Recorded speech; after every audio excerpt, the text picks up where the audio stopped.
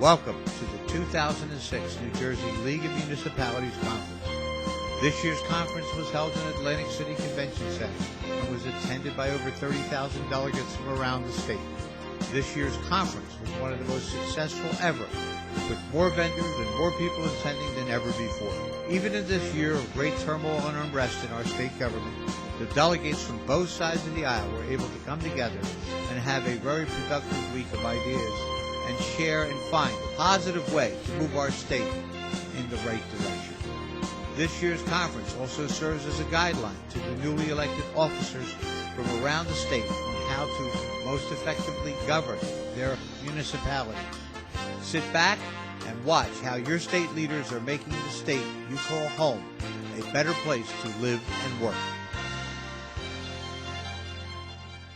We're here at the kickoff of the New Jersey League Conference this year, and this league conference is going to be one that's going to be very remarkable because it has quite a few different results that are supposed to be announced. And we have the president. What's the story of this year's conference? Taxes, taxes, and taxes covers the most important, I think. And who do you have with you today? Well, to my immediate left is Pete Cantu, the immediate past president. Gene File, who is the second vice president. And Dave Delvecchio of Lambertville, who is the first vice president and is expected to be moving up to league president on Friday morning at the business meeting. All right, now, actually, for the people, we're saying this is the kickoff, but this has been going on all day already. It seems like we've got a lot of remarkable things, and there seems to be a lot of youth now interested from coming in and seeing what's happening with the league. I understand we have some high school students with us from, I believe, a civics class, but I'm not sure which one. Okay. Learning about local government, and this is an excellent place for them to start. All right. Well, Pete, talking about, you're going to be overseeing many programs over the weekend. What's the story here? Well, this is my last responsibilities, basically, as immediate past president. So I'll be overseeing a number of things and attending a lot of things. We have our nominating committee, which I'll be presiding today at the orientation committee, and attending a number of conferences and things that will be going on. In addition to property taxes, which are, as you know, are one of the key items this year. We're going to be hearing from the governor, by the way, on that, and also some of the legislatures on their proposals, how to address that. There's also some very interesting programs on economic development, which I think is critically important to the state of New Jersey. So there's a lot to be learned here. It's a great conference, bigger than ever, and I think it's going to be a great opportunity for folks, municipal officials.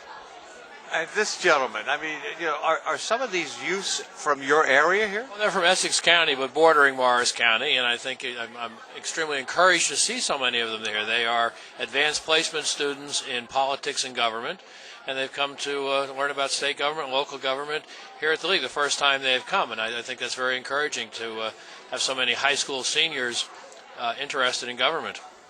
Very important. Speaking of government, David, You've been running around all day. You've got a big weekend ahead. What do you think besides the taxes? Are there some other highlights we got to work for?